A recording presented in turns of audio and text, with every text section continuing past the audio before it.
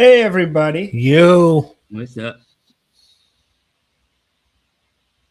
Welcome to the Wrestling Through the Years podcast. I'm the armchair QB Dizzle, and I'm here with the handsomest head in all of professional wrestling, Dutchie. Oh, hi. I thought you were going to say Cleneth. And we're here with the man that puts the E in elastic. Eric's here, everybody. What's up? How are you? And we're here with the... Get your hands off my fucking key. And we're here with C Money's here. Cleneth. What's going on? We're here for a big episode. This is going to be a good one. Top 10 AEW successes. So AEW has been a company for about 6 years now, Doug. Yeah. And they're really doing great things. And they've had ups, they've had downs. But I think with the new year, it's time to do some celebration and say what they got right. So we're going to do our top 10 right here today. Eric's going to steal most of our lists. And Eric's going before you. We already made an agreement before the show. So he asked me. He asked me if he could go before you. I know that pisses him off. I can tell it's pissing him off. And I'm glad. So he is going before you. Interesting. But this is going to be a great episode. And we're going to talk about all that AEW has to offer and the good thing. And we're not going to talk too much about bad stuff. I mean, the only shit I'm going to talk is going to be to Eric when he steals my picks. Yeah. Ooh. It's okay. He'll be fine. Or tomorrow. What if I don't? Oh, no, you're going to. Remember, zero faith in you. Well, technically, since he's going first, you would be stealing his picks. I like that better. I like that better. You like that? Yeah. I thought you wouldn't like that. Okay. All right. Well, let's go. Let's start. And we're going to start with Eric. Eric, what's your number 10? This guy is probably going to turn babyface soon. He just had a great match against Okada, which he should have won, but that's another story for another day. Tashesha. I think he's gonna have a great 2026. Who? He meant to say maybe. Takeshita, but because he can't speak, he said Shasha. Shasha? Yeah. Takeshita. I'm Asian. I can't even say it. It's So. okay. Just say it the way Cornette says. Actually, no, don't say it the way Cornette says it because this guy's actually good. You want to take a shit out? Yeah. Yeah, I think he's gonna have a great 2026. Maybe world champion at some point, but yeah, I think the future is bright for him.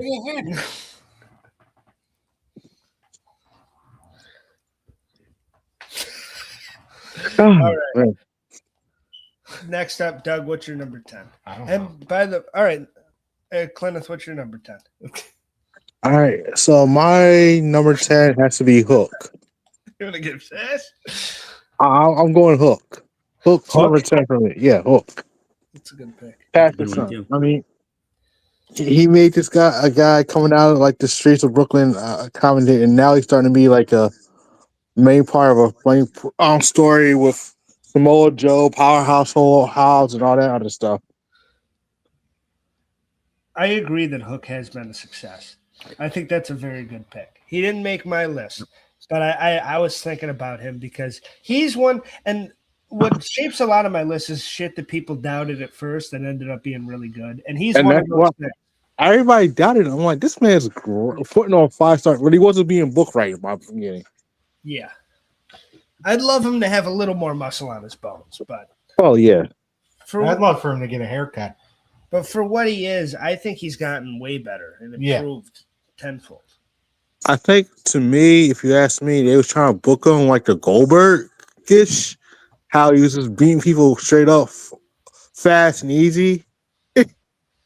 Yeah. And people got tired of it real quick, and that's what really tried to delay the elbow, stopping Were they his trying ride. to book him like Goldberg, or were they trying to book him like his father? I think a little bit of both, because That's a good point. Taz choked people out, but then he was like an unbeatable chokeout artist, just beating anybody any type of way, so fast and easy. and with no real good storyline. He was just there just to be like there. Like a bathroom break type of match, but really you couldn't read because everybody loved watching him wrestle. Yeah. Yep. All right. Doug, what's your number 10? AEW Double or Nothing 2019. Ooh, that was a good pay-per-view. Because it was the first one. Nobody knew if it was going to be successful or not.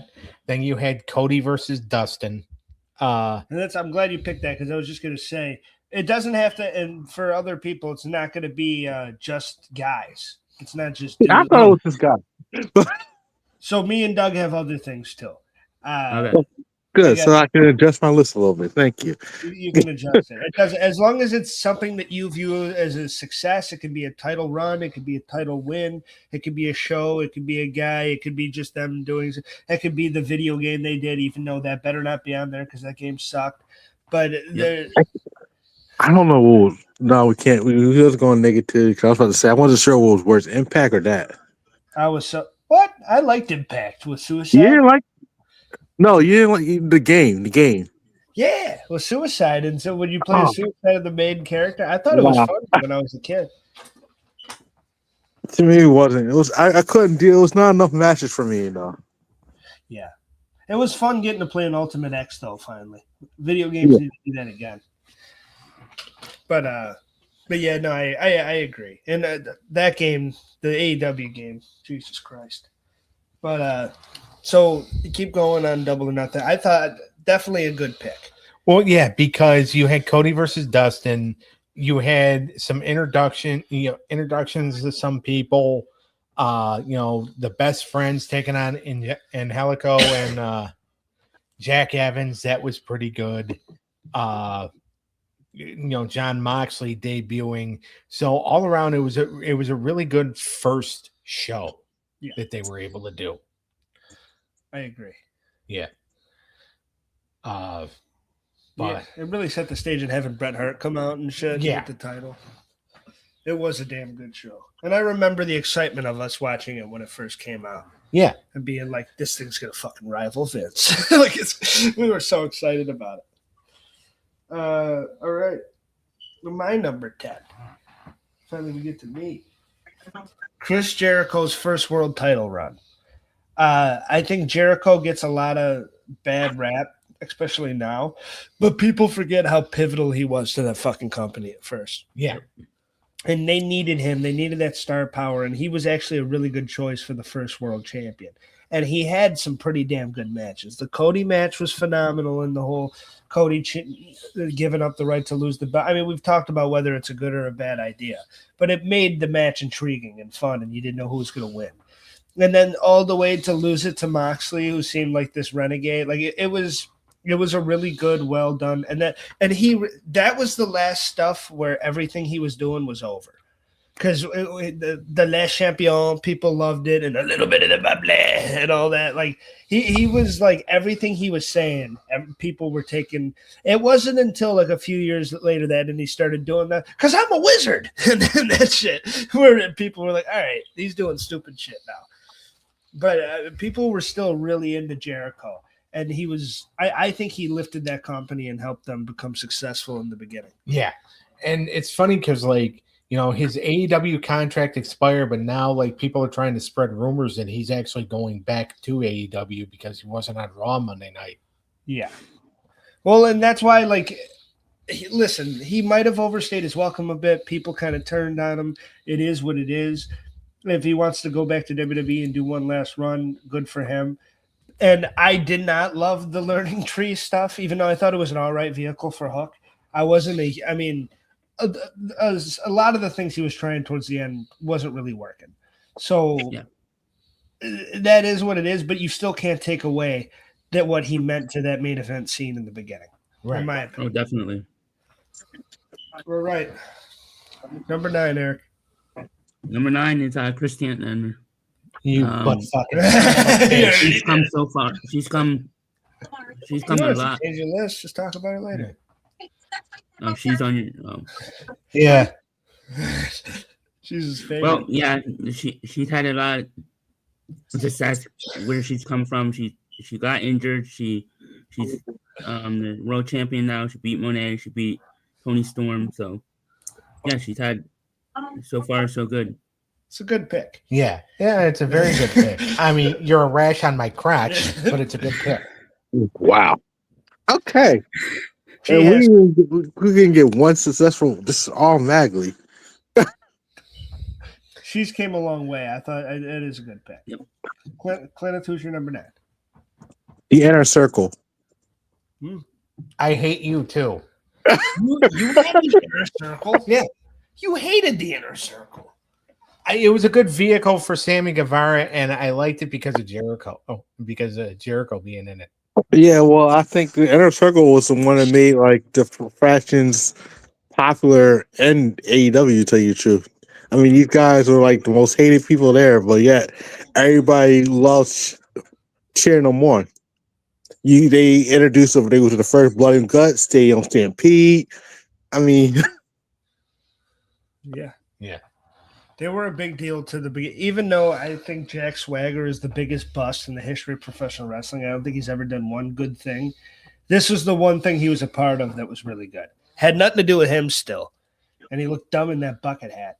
But everybody, I mean, I like Santino Ortiz a lot as a team.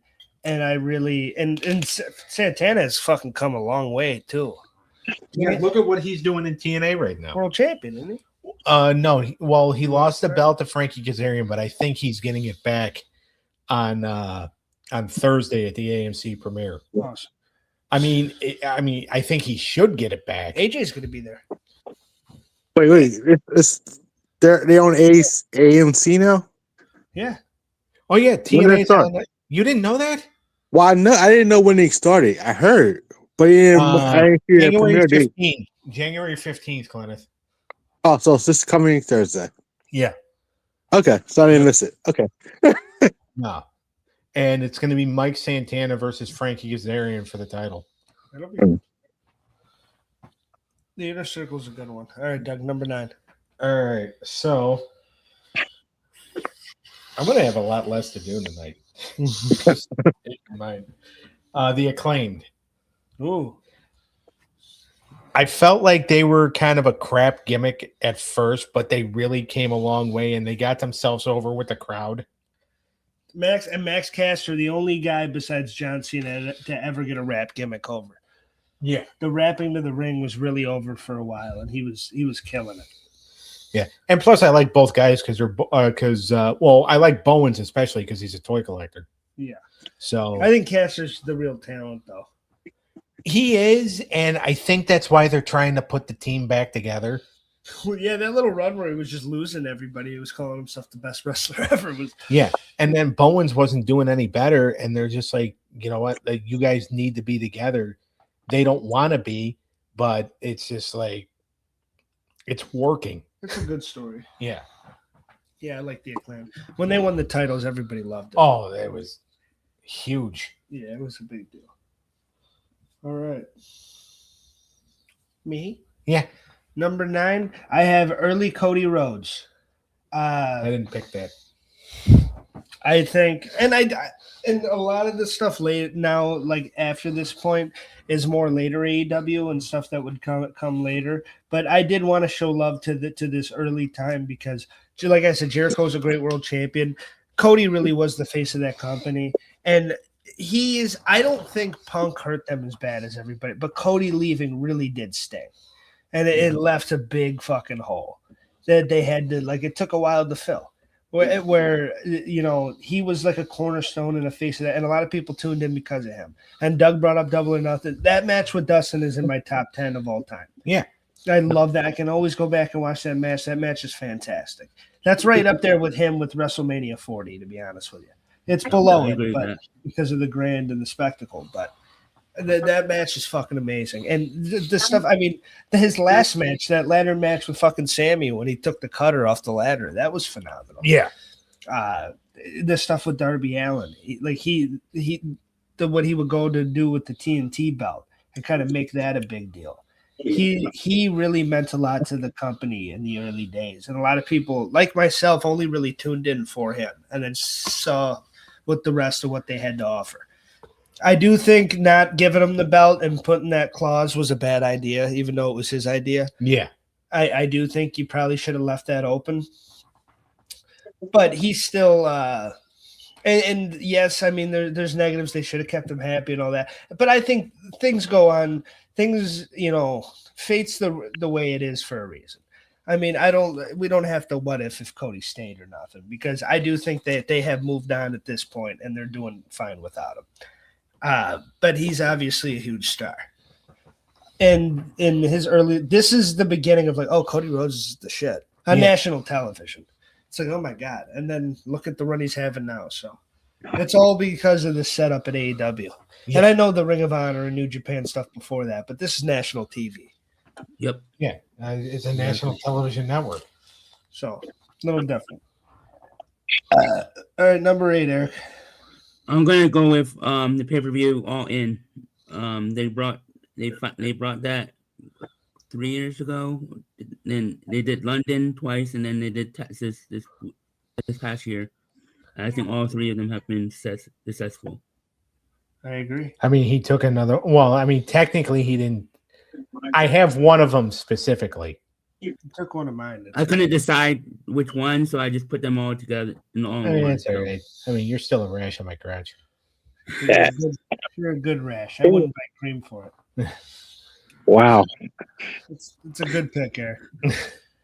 They're good events. Yeah. All right, Cleneth, number 8.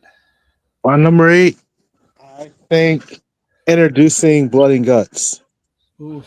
That's a good one. I will say this, put it this way, and how they do their steel cage. I like them. I like this steel cage in AEW better than I like WWE steel cages. I like the fact that it goes all around the ring. You still have room, if not, to get stuck, fight still, but it's not automatic.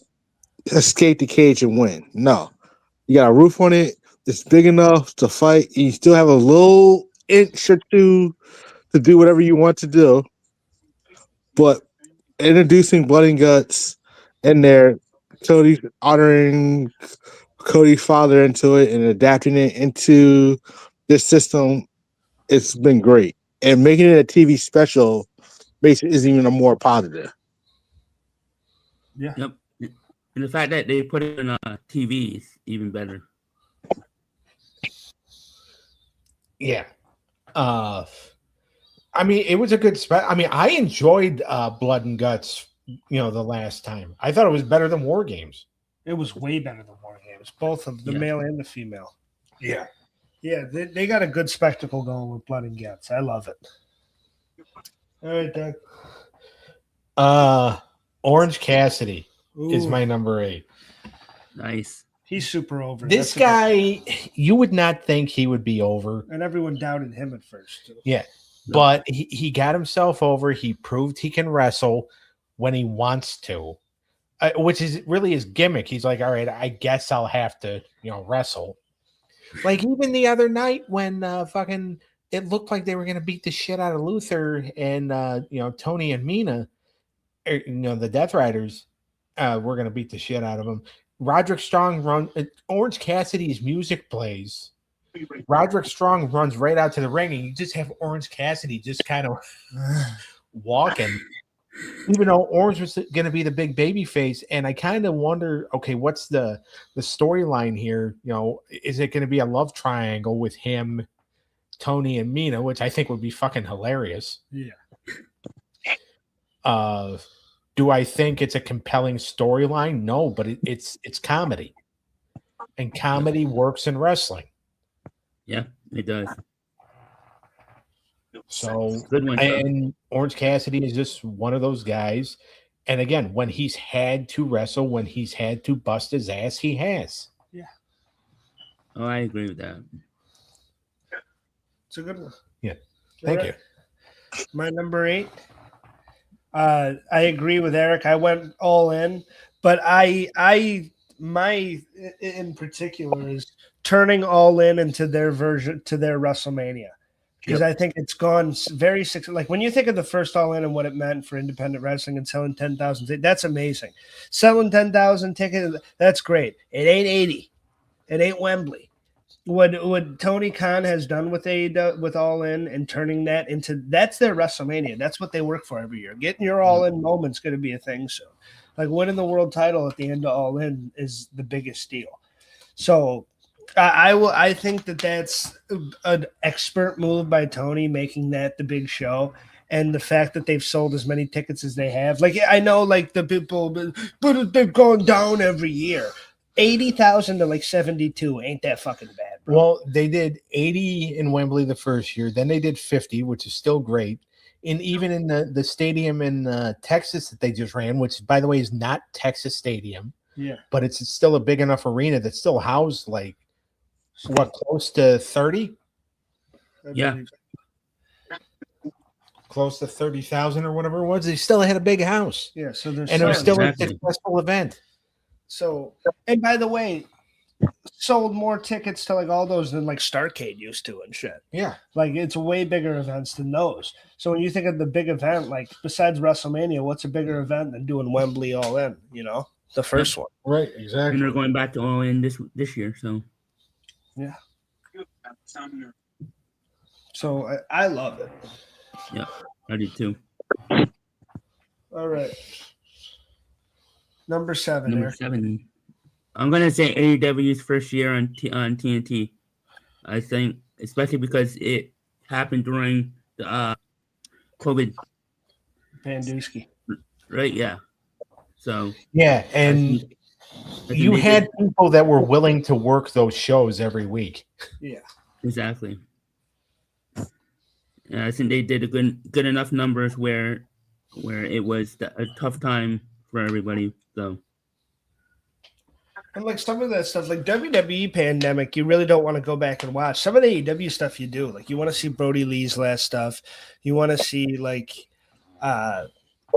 you want to see the Young Bucks and the Hangman feud and the fucking Kenny and shit. You want to and see all that Cody. stuff. Yeah, Moxley and MJF the first time. Yeah. Yep.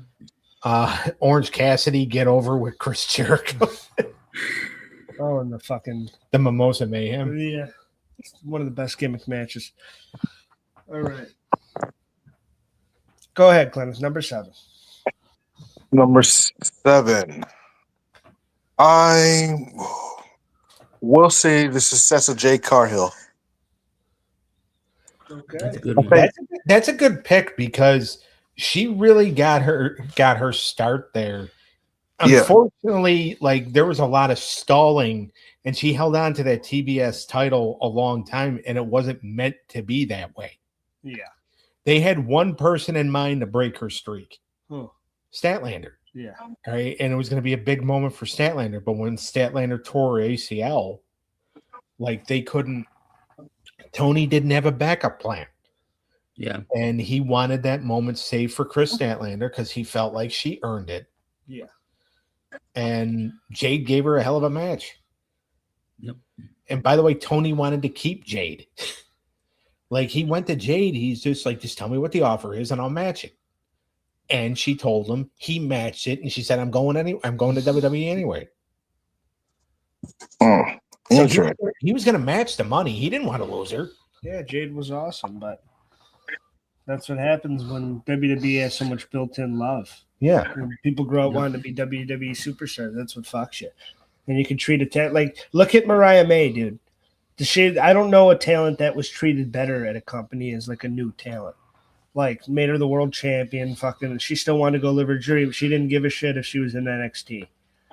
Even though a lot of people are saying that was a bad move in hindsight, which you know, Well, for debate. it seems like that's what they're doing with a lot of people who don't ship.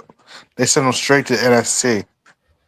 Well, yeah, because they don't think they're stars. They don't treat them as stars because they come from AEW. You know who's doing the best as in NXT right now that came from AEW? Paige? Yeah. Yeah. Ethan Page. And I hate the guy. I think he's a bum, but he is doing probably his best work in there right now as a heel a top heel champion. Ricky's had success too. But I mean, he's had success, but obviously, I don't like they turned him heel, which is a good thing. Yeah. They only gave him like that little bit of a run with the title, which they just see more in Obafemi. Which, duh. Yeah.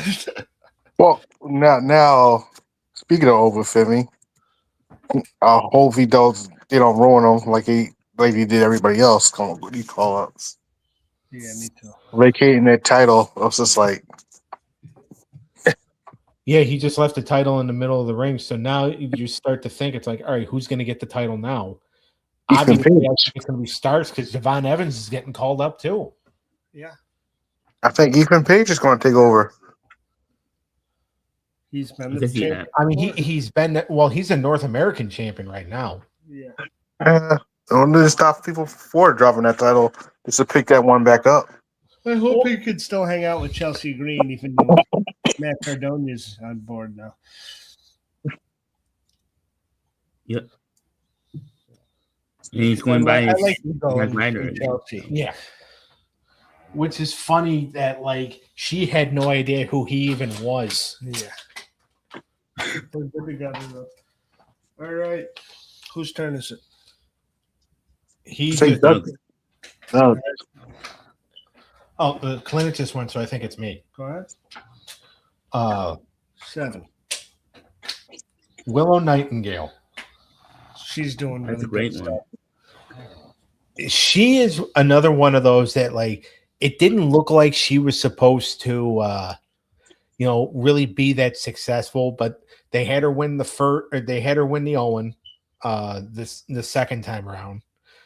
They had her on this run. She's been on a great run. She's a tag champion now. She's the TBS champion. She's doing really good stuff. She's super over with the people. She's got a very bubbly personality. And she's just, she's great. And she's just one of those. She's another one of those like Statlander that she's a AEW homegrown. Yes. And I mean, unfortunately, at some point WWE is going to call and be like, hey, do you really want to stay with them forever?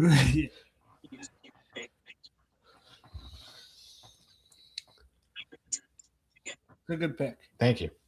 All right, my number 7, a guy who I think it might be a controversial pick right now, but I'm going John Moxley because I think that company doesn't exist without him. The impact that he's had and the amount that he's done for them.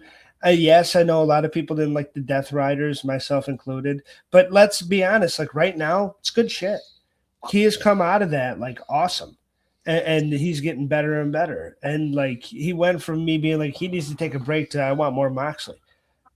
He's one of those guys you can always fit in. I think he's going to go down as I know Darby has more of the look, but I think he's going to go down as their Sting, Moxley. Yeah. I think Moxley's AEW Sting. Yeah. He's a loyal motherfucker that ever since that started and he left WWE and he was a part of them, he was all in and he was all aboard. And that's what he gives a fuck about is AEW. Whenever they've needed him to kind of carry the ball, he's been able to do it. How many vacations has he canceled because shit has gone wrong? Yeah. And they need him to come back and he's willing to fucking. He took one period to where he had to work on himself when he went to the hat. And like, good for you that you should do that. Yeah, despite what that fat piece of shit Bully Ray says. Any other time, like when Punk was pulling his shit, and that was who was the interim champion, who was the man to like pick up the pieces when he needed to. Yeah, it was always John Moxley. So whenever they need to like go to him, he's that guy they can go to like fucking fix everything and help get it back on track. And you need the Death Riders to get to where we are currently. So there's stuff like that even if we didn't love the build, I love the moment where Hangman beats him. I love that match. And I love Blood and Guts. And there's a lot of stuff that he's a part of, and especially now with this losing streak in the Continental Classic and then going on to win the title. I think that's all been a good shit. And maybe they'll turn on him, maybe they're not. Now he's kind of babyface. I think Moxley sometimes he gets a lot of hate, and I know like Cornette fucking hates him. But I think Moxley is like a rare talent. That's really he's the reason that the lights have stayed on in that place. Well, also Cornette's a miserable old fuck. I mean, love him, but yeah. All right, Eric. Number 6. I'm going with Kyle Fletcher, 2025. I think he had a good year. I think he's on his way to being one of the top guys.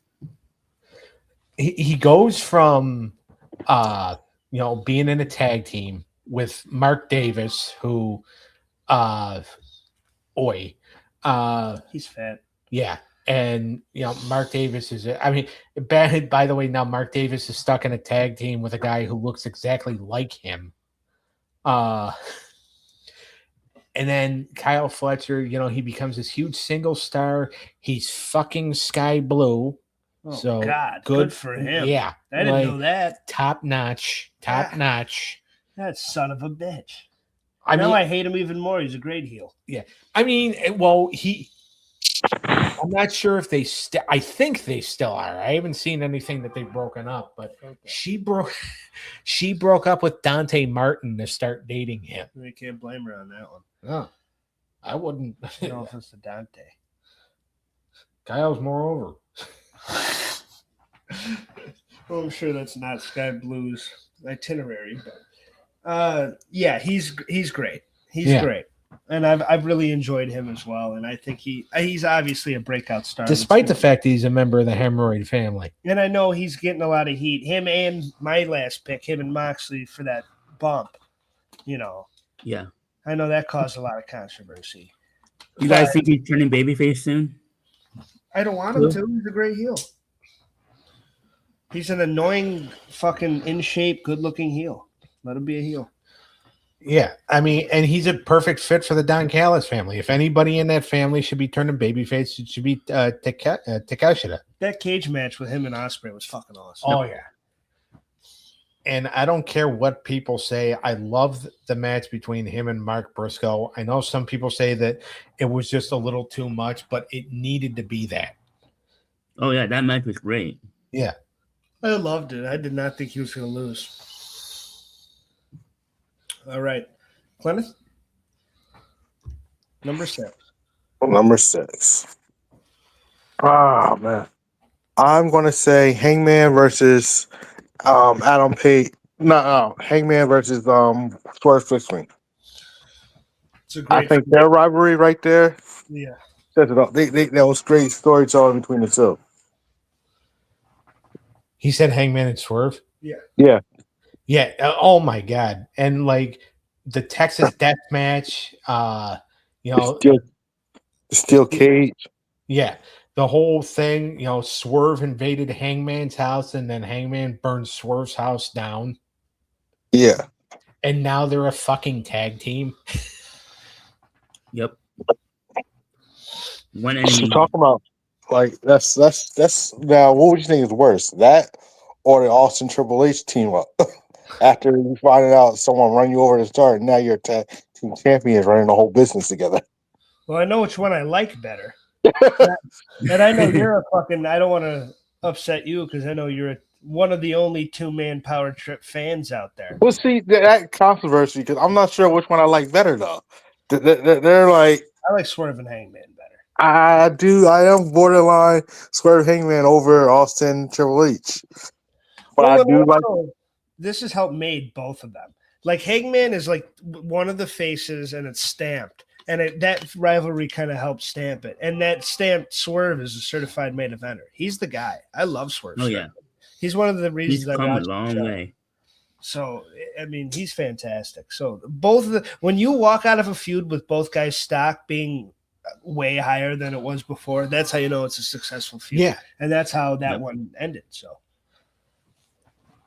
it's a great pick. All right, Dougie. All right. Well, it was brought up earlier on. My number 6 is Inner Circle. I liked they were better, I think, as heels, but there was some babyface stuff. Like when they feuded with that idiot Dan Lambert's America's Top Team. Yeah, I thought that was kind of fun. That was fun. And I just like seeing Dan Lambert get his ass kicked.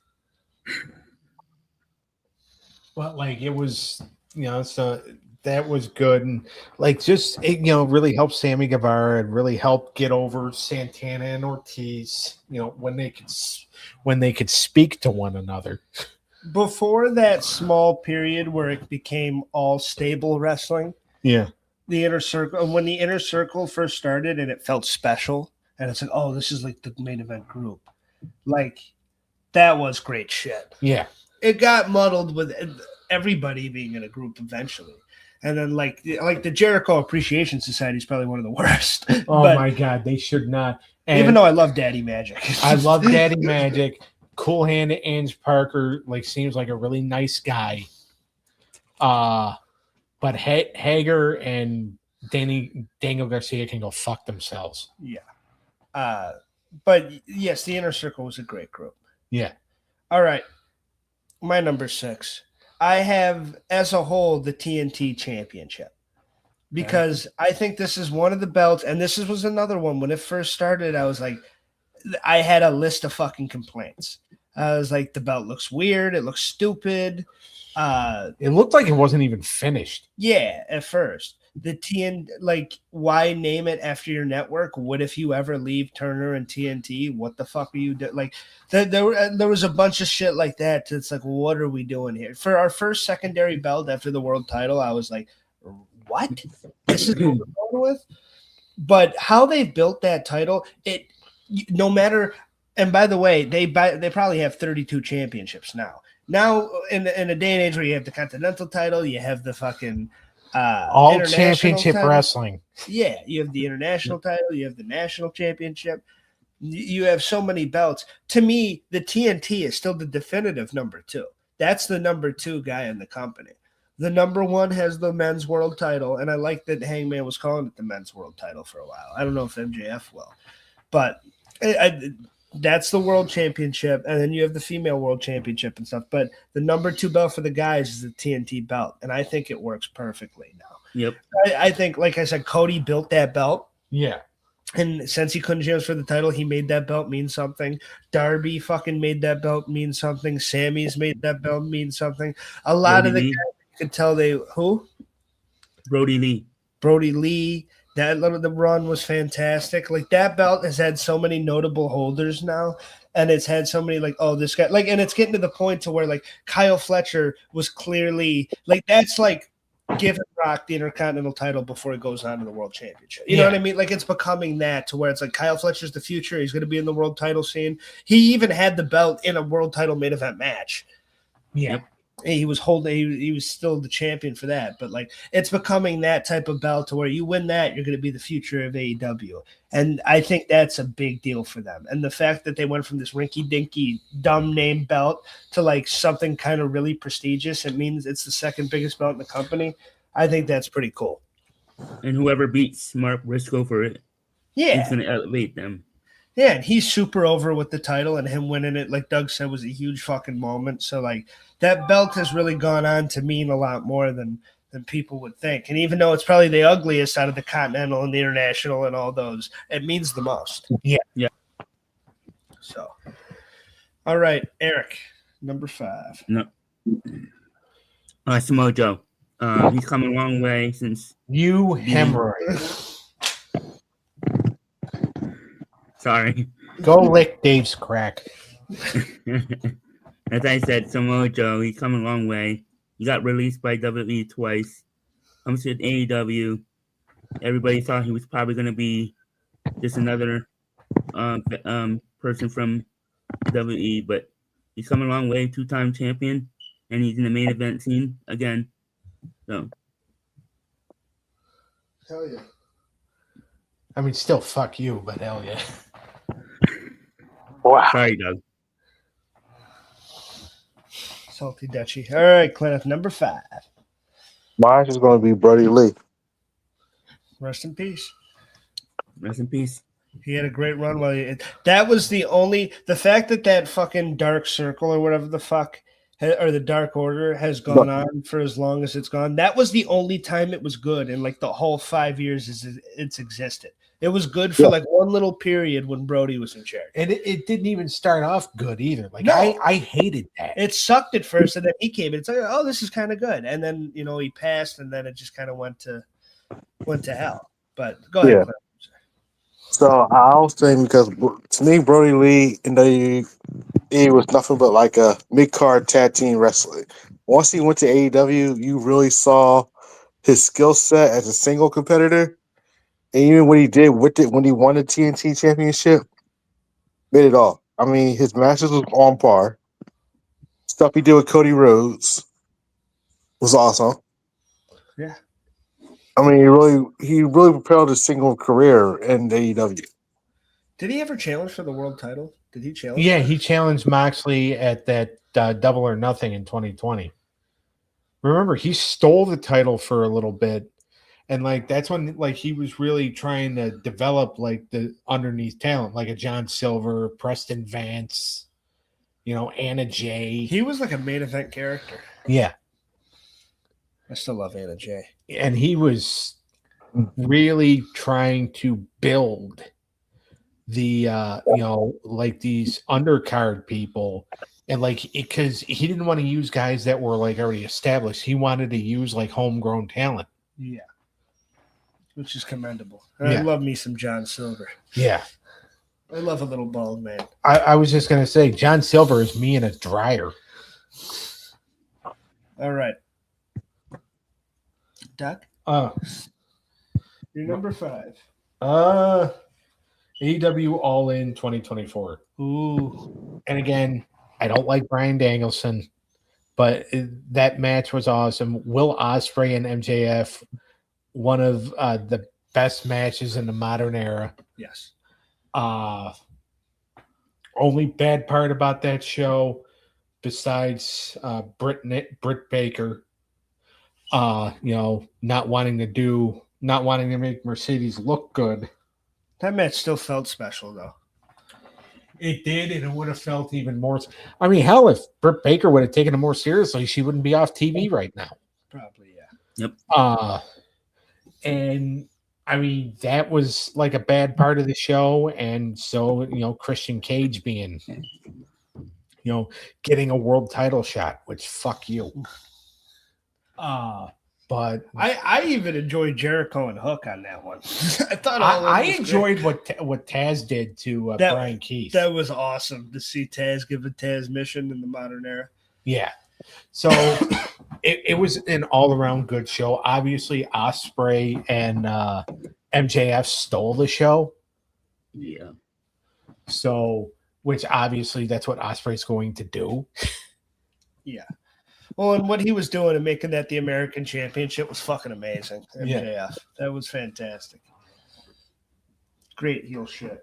That was a great show. I remember watching that live. I loved it. Yeah. I think that's been the best All In so far. So, I agree with that.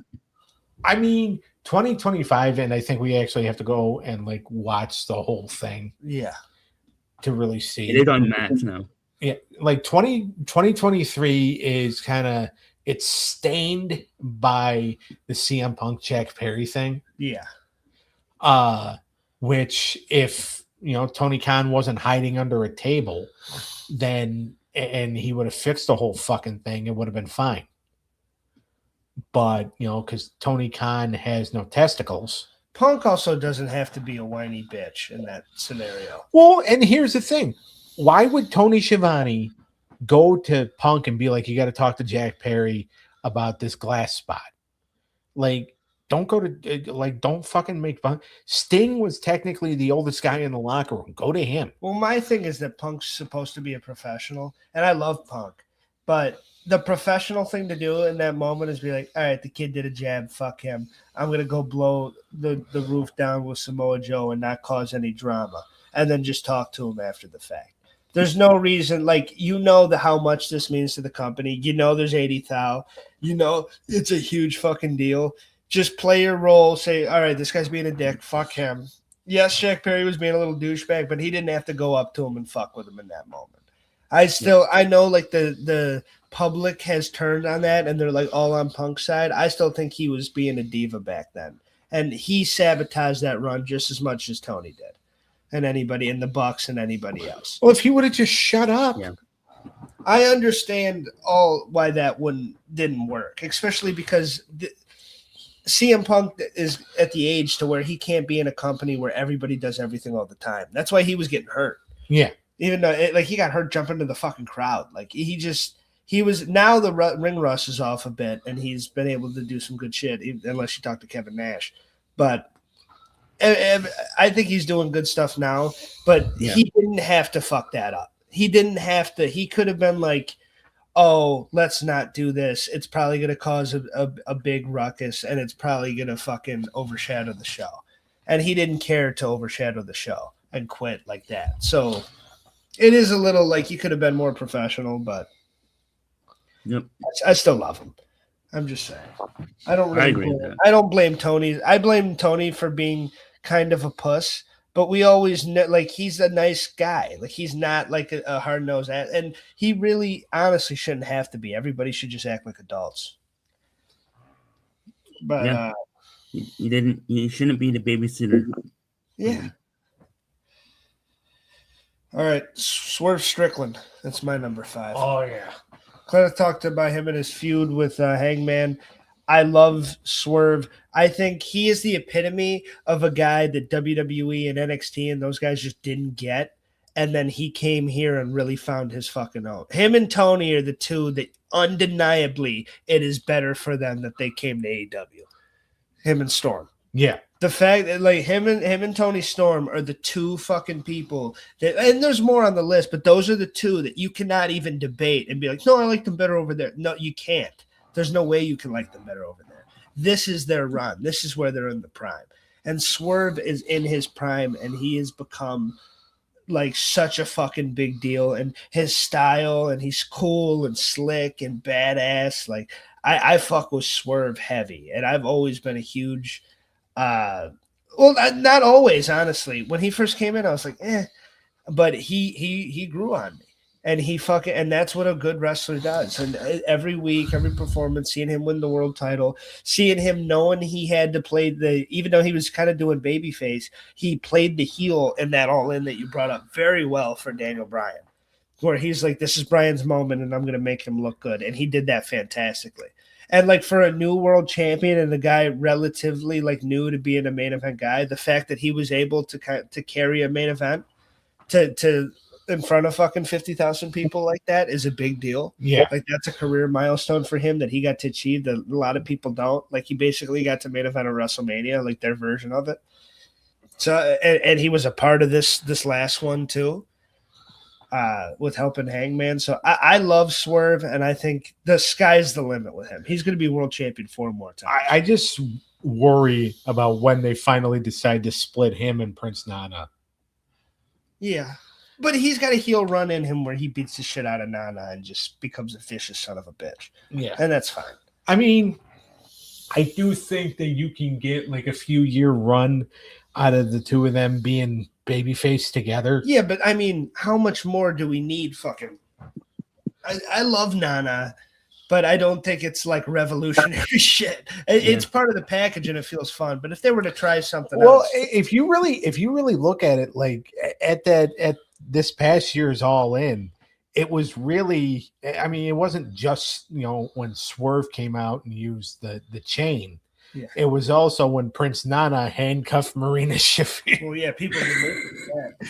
Like, it was just like Prince Nana to me, and it feels kind of weird, but he was the real hero in the match because he finally isolated that bitch. Yeah. I love them together, too. I agree with you. All right, Eric, give me your 4. My number 4 or 5?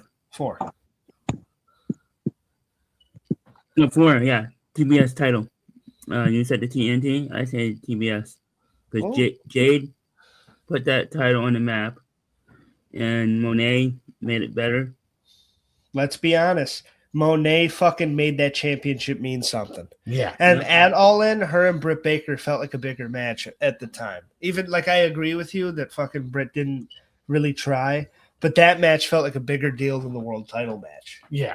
Because it was like, oh my God. So that TBS title has almost meant more than the women's world championship at times. Yeah, I was about to say the same thing. Yeah. Especially when Jade was champion, it felt like she was a world champion. Yeah, it felt like Goldberg. Yeah, and again, she held the title for as long as she did because Tony Khan had one person in mind to take the title off her, and Statlander got hurt, and he didn't want to put Statlander on the back burner because he wanted to reward her for her hard work. Yep, and that's exactly why I put by her the on way, the list. she's one of the better. She's the women's world champion now. She's doing pretty. I mean, I'll wait and talk to her when I get to her, even though some other asshole already used her as. All right, Cleneth, you're number 4. Number 4, I'm going to go with Punk, MJF and Punk, and their rival. Phenomenal feud. Phenomenal. Yes. I mean, because to tell you the truth, I think the way those two interact, especially on a mic together, how they like to bring in personal business, just fits them perfectly, and it just goes outside the box and brings in more drama and enhances the storytelling even more. And one of Punk's last best jabs to WWE before he came back and became a bootlicker was with MJF when he's like, "You want to go headline a fucking day 2 of a 5-day extravaganza, and when you come back, I'll still be here." It was such a good fucking line, dude.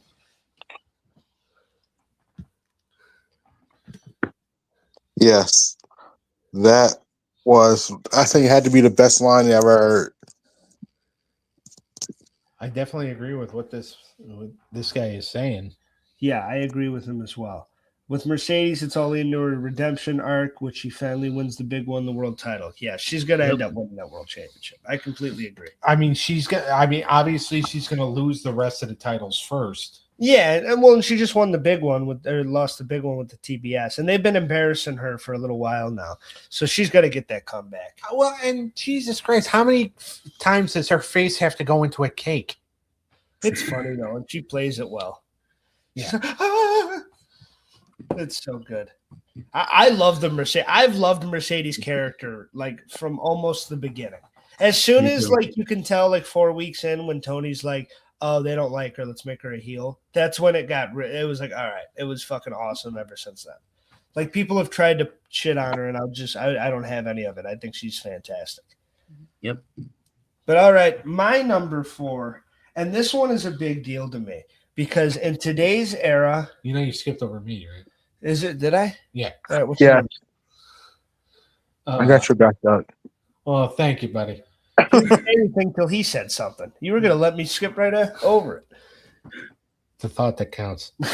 The Owen Hart Cup. Well, I'm trying to make bets as well, so yeah. Just gambling on air. Yeah. The Owen Hart Cup. Like, I feel like that's a good way. It's a good way to pay tribute to the man. Obviously, the only reason why Martha Hart is having anything to do with this is because WWE fans want him in the Hall of Fame, and she wants all WWE fans to go fuck themselves. Well, fair. But like, I mean, the winners that they've had. I mean, and especially when they added the wrinkle of the title shot. Yep. Especially the fact that they've been doing it for all. I love that that's their Royal Rumble. I think that's fantastic. That's you make it to the final of the Owen Hart Cup. That's how you get your all-in moment. That's how you get the world title shot at all. I love that actually, and I think it's fantastic. Yeah, I mean they didn't do it obviously for the first couple of years, but Royal Rumble they didn't do it for the first couple of years either. Yeah, and it was a good moment for Mariah May. It was a good moment for Bryan Danielson. Obviously, Hangman. Mercedes obviously lost, but she had really good matches in that tournament. Yeah. By the way, Tony knows his tournaments. And I know they say they do tournaments too much, but I love it. I love tournaments. So if they want to do a tournament every fucking week, I don't care. And the Owen Hart one means the most out of all of them. So yeah, because they're paying tribute to somebody who deserves to have tribute paid to him. But his widow by the way, she has every right to, because the WWE, they were wrong in how they handled his passing. But so she has every right to hate these people. I agree. So, but yeah, so that's my number 4. It's a great pick. That's All a right, great my one. number 4. This one I think is a big deal, and I think Tony should get more credit for it. I know people say they give too much, but I think in today's era, especially if you watch WWE and you're like, wow, this is like a 3-hour show, except it's all fucking commercials. There's like 3 matches. And I'm not really if you're one of those that misses the 8-card pay-per-views and everything, AEW is the place. Because my number 4 is AEW giving fans bang for their buck. And I think it's something they've done since the beginning. And I know and I'm one of them that's like, dude, I am not staying up till 2 a.m. to this fucking paper. Dude, fucking 6 hours is a lot for wrestling. But hey, you're paying money. They're giving you a lot of fucking product. It's a lot different than paying fucking $5,000 to go sit at fucking Raw and seeing 3 matches. Seeing like an overall probably 40 minutes of wrestling content. And the rest is just, Jey Uso cricket commercials. So, it's AEW gives you content. And I think in today's generation, that means a lot. And I think we're going to go back. And yes, WWE won with the spectacle and everything, but I think you're going to go back in 10 years and you're going to be watching a lot more AEW classic matches than you will be WWE. Yeah. And the fact that they're doing them every week on Dynamite and even on Collision and shit, like they give you a great match, at least 3 great matches every week. And even if it's not your style, or there's no psychology, sit down and watch the match. There's more psychology than you think. A lot of the guys are way better than you think. And some of the stories are really great too. And they've all gotten better with that. But even I just think the fact that they're giving you so much, I know people complain and they want a happy medium and they're saying WWE gives you too little, AEW gives you too much. We need a happy. I'd rather be given way too much than way too little.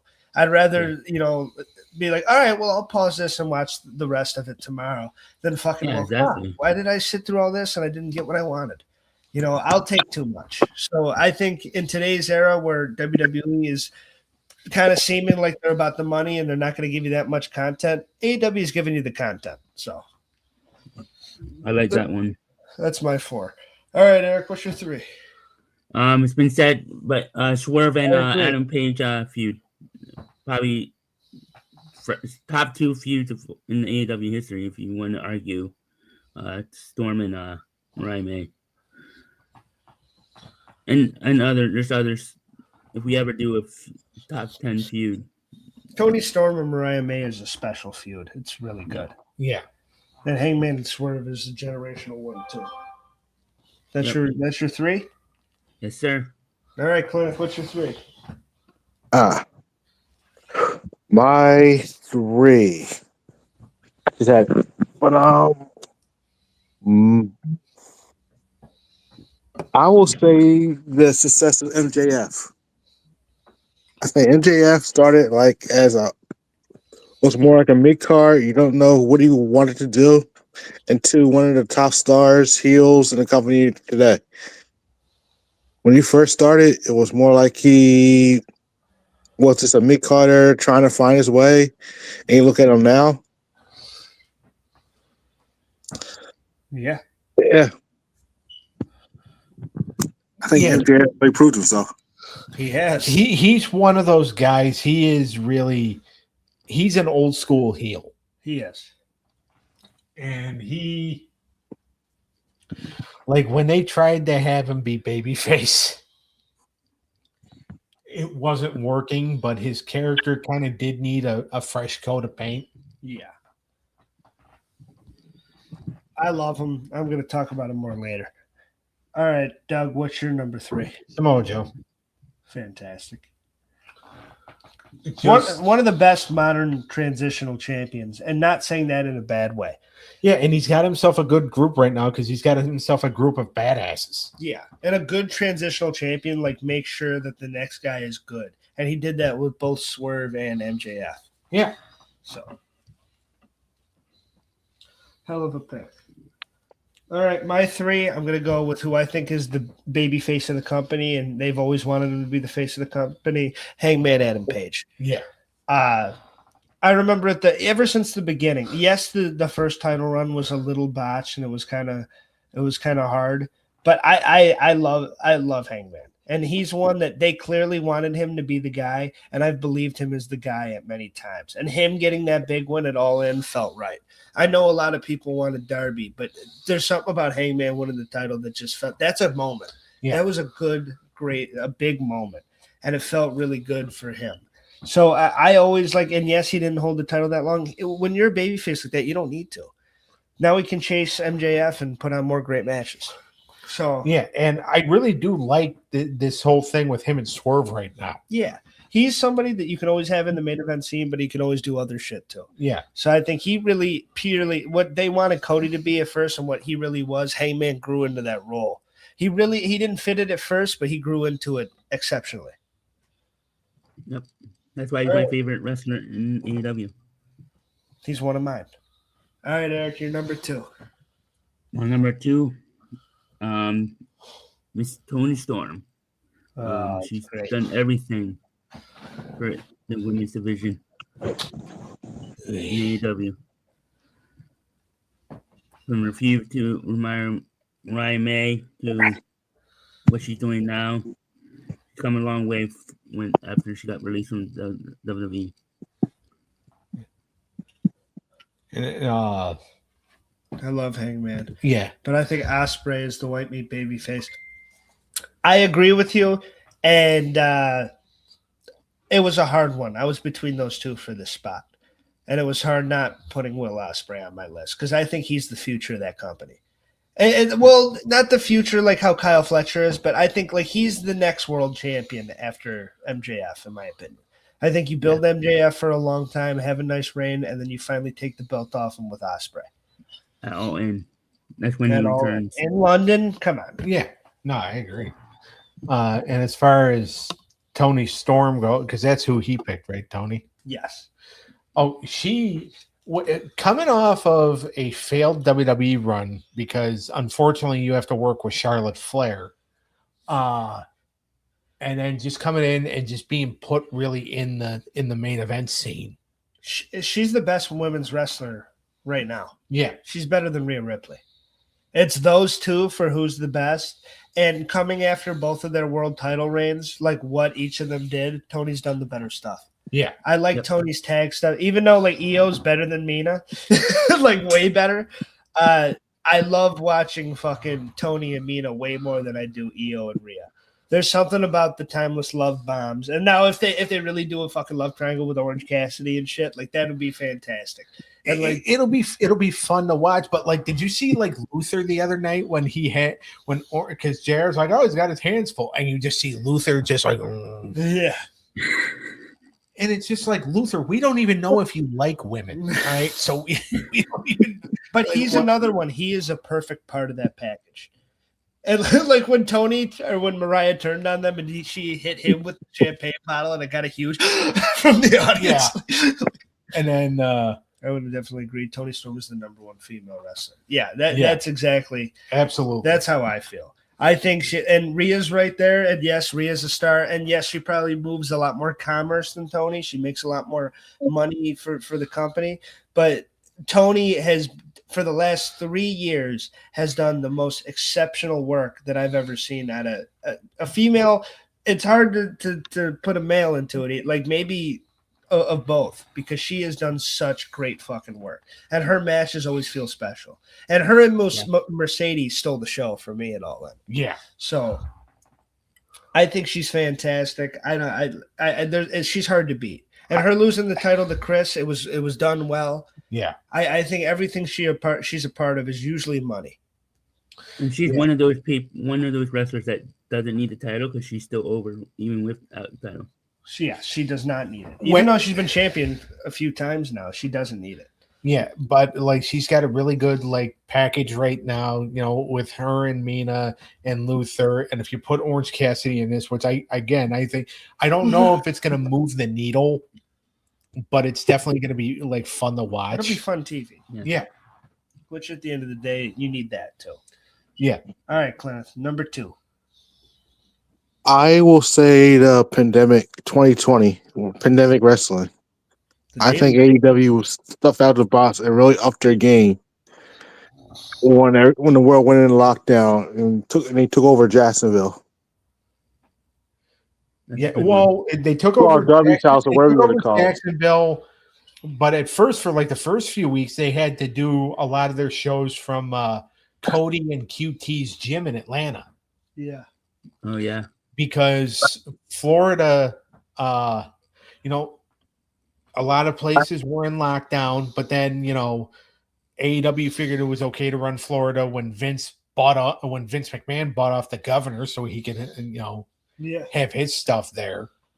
And then what Vince didn't realize is like, oh, by the way, there's another company that works in Florida that they'll use the space there too. Yeah. Dumbass. It was a good year. It was a damn good year. All right, Doug, number 2. I had Chris Statlander. Oh. Okay. She's just, again, she's had 2 ACL tears, but she still is at the top of her game. She's one of the best female wrestlers right now. I mean, I know you say Tony. Some people say Mercedes. She's up there. Yeah. I agree with that. Because she's the best she's ever been. She really is coming to her own. Yeah, because she can wrestle. She's come a long way from just being the alien chick. Yeah, the alien chick that was just kind of hanging out with best friends because her and Orange Cassidy, like she pitched because her and Orange Cassidy wrestled each other on the indies. Yeah. And then when they both got signed to AEW, like they wanted to do stuff together. Then she got hurt. And then when she got cleared to wrestle again, she and I don't know if Orange Cassidy stays in character all the time, but I think he went with her and said, put her with us, with the best friends.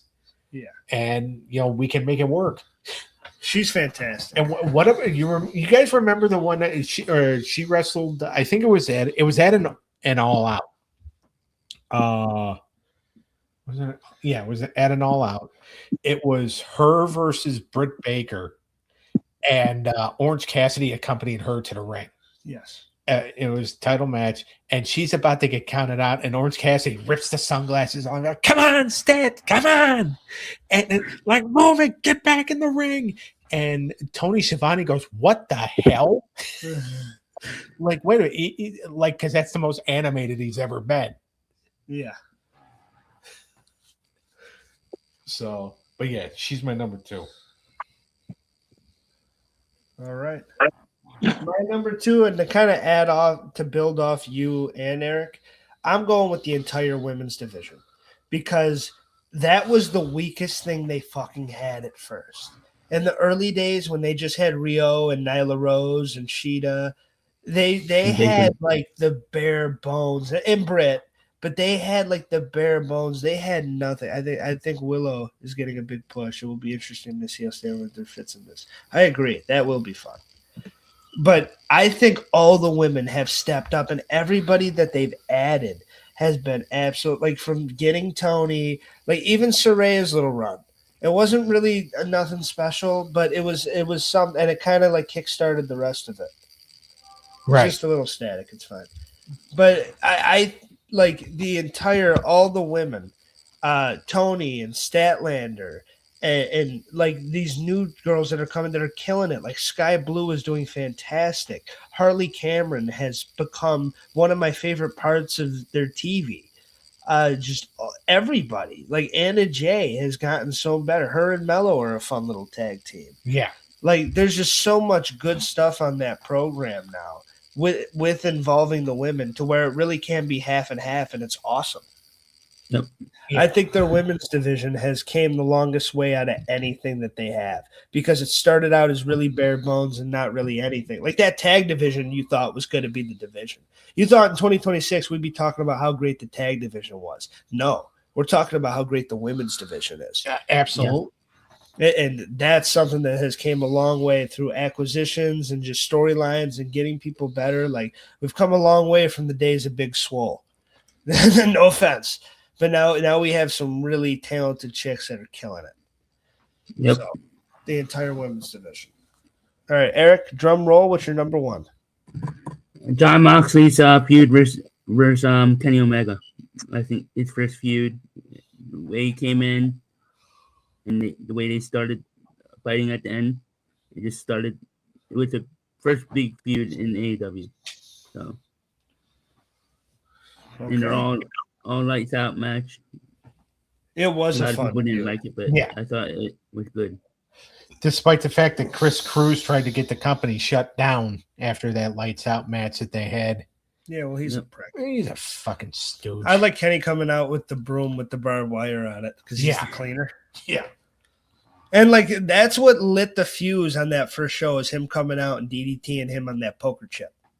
Yep, That's like what started everything. So exactly. I think that's a good underrated pick, and I didn't think you would go with it, but I think that's a fantastic number one. All right, Cleneth, number one. My number one is the tag division. Okay. I think tag team, and especially now you have not only the tag team, but now you got the trios as along with it. They really emphasize and use the tag division really well. I think nowadays it's I think faltered now, a but I little think bit. earlier when they first started out, their tag division was really awesome.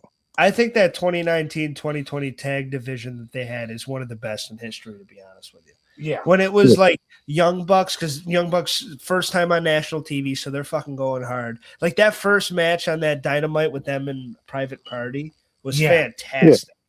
Yep. Like, yeah, I agree. They like Private Party, them, the Best Friends. They just had SCU. They just had such a solid group of guys that could all go. Yeah, Lucha Bros. The Lucha Bros, like them and the Bucks at first, those matches were fantastic. So yeah, I and they agree brought in with that. FTR. Yeah, and Santino Ortiz, like I agree that they've had. I think nowadays it has suffered a bit, but Yeah. especially at the beginning, it was one of the best parts of the show. I agree. All right, what happened to Private Party? I think they're actually like WWE was looking at them for a while. I don't know if they actually got signed if they're in NXT, but I last remember them trying to do a shot with Mercedes Moné, and she told them to go fuck themselves. yeah. All right, Doug, what's your number one, my friend? Sting. Ooh. He gets brought in, and it's like a big surprise, which, by the way, they got in trouble for. Really? They got in trouble for bringing him in as a surprise. So they actually had to, they had to give them the mandate. It's just like you can't have any more surprises. Everything has to be promoted. Oh, You have to That was promote a surprise. everything. Like if you want to promote a surprise, then you can promote a surprise. Yeah. But you can't just have somebody just show up. There has to be a promotion. It was cool as fuck. Yeah. Though. I remember watching it. Like, oh my god, it's Sting! Yeah, and him and Darby was a perfect fit. And by the way, Tony handled Sting's run perfectly. Yeah, undefeated. Undefeated, special attraction, didn't oversaturate. Sounds like somebody's doing belly dancing. And it was a perfect fucking He probably let Sting do his own booking too. And that was like one of the things, like especially with this whole John Cena thing, because they're like a lot of AEW fans were like Sting's retirement was better, which honestly it probably was. The Bucks putting Sting in that over, like Sting going out on top was the perfect way for him to go. You don't always have to go on your back. I actually like the way he left. Well, by the way, he didn't want to. Of course he didn't, because he's old school. But Yeah. I like the way that they did it, and the Bucks didn't need to win it and beat him. Yeah. You know. Well, and that's the thing is the Bucks were even the ones that said, no, like you know how much you've done for us here. Of course we're gonna put you over. Yeah. And they did, and it was perfect. And his whole run. I don't agree with a 60-something year old man doing balcony dives. But I think that's just because that's stuff he's always wanted to do. So he's like, fuck it, I'm going to do it. It's my last time. Very good. What do we think here? Says, what do you guys think about Andrade's AEW return? And he wants to see Shotzi in AEW. I would love to see Shotzi show up. She would fit. She would. Yeah, And she would. Andrade, I'm cool with as long as he's allowed to be back now. Yeah. But I like it. If they want to keep him going to Kenny Omega like he tried to before, or if they want him to fuck with Jack Perry and them, like I'm cool with whatever. I think he'll have a good match with either one of them. Yeah. And I like Jack Perry as a babyface, so I'm cool with whatever they want to do there. All right, my number one. You ready? Yep. Cleneth talked about this a little bit earlier, but my number one, and to me the most valuable part, the biggest success of AEW is MJF. Oh, yeah. He's the top heel. Like I said, Moxley is probably going to go down as their Sting.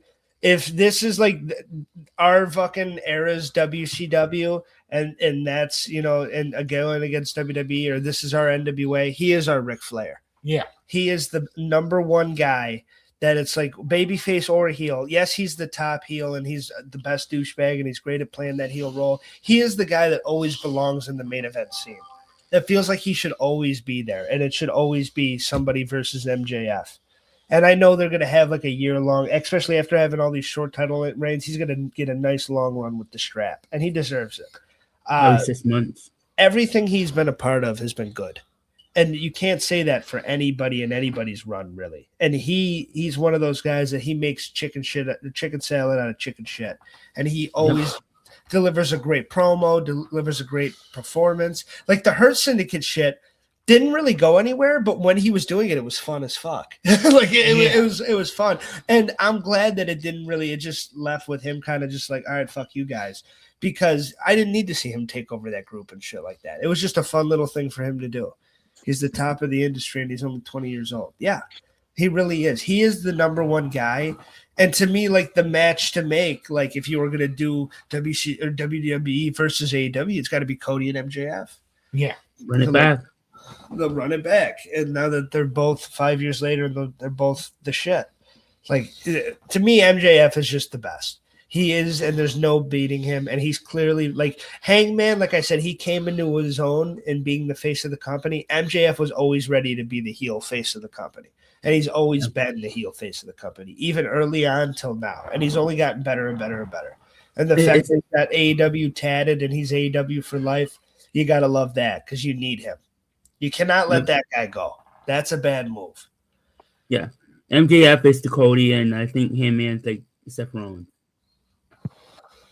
Yeah, probably. But like I said, I think he's their Flair. He's their top guy, top champion, he is their number one. Yeah. All right, guys. What are you doing on the cartoon show tomorrow, Doug? Oh, tomorrow. So tomorrow to me is one of the bigger episodes because I think Eric's looking at a naked picture of somebody out on his wall or something. I'm watching the football game. So Indiana just scored. So all right. Shut up. I'm promoting our show tomorrow. So tomorrow it's one of the bigger episodes of the Cartoon Podcast. It's episode 22 of Hour of Power. We've got Men in Black, the animated series, taking on Ace Ventura, Pet Detective, the animated series. If Ace Ventura gets swept, then they move into that -20 bottom of the barrel territory.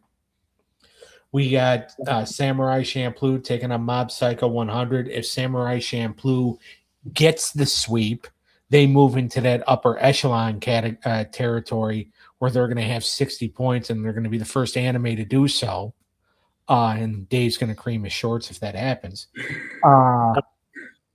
We also got Street Sharks taking on Mummies Alive. Street Sharks, if they sweep, they can get up into that upper echelon territory. And the main event is Alvin and the Chipmunks versus Scooby-Doo, Where Are You? If Scooby-Doo, Where Are You gets swept, then they're going to be in the bottom of the barrel, which I don't think anybody, thought that could happen. It's a possibility. So all 4 matches on the show tomorrow night kind of have like a little bit of a wrinkle of holy crap, something could happen. There you go.